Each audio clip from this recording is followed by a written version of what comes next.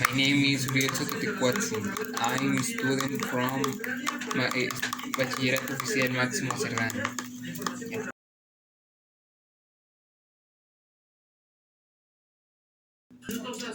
In this case, I'm going to prepare an omelette with vegetables. Yeah. The ingredients that we are going to use are 2 eggs, a punch of salt, and potato and carrot.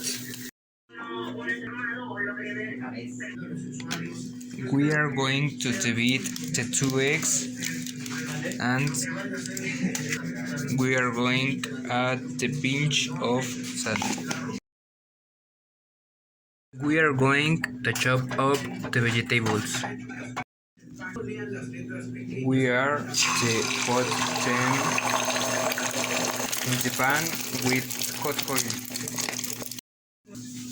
And finally, we are going to plate.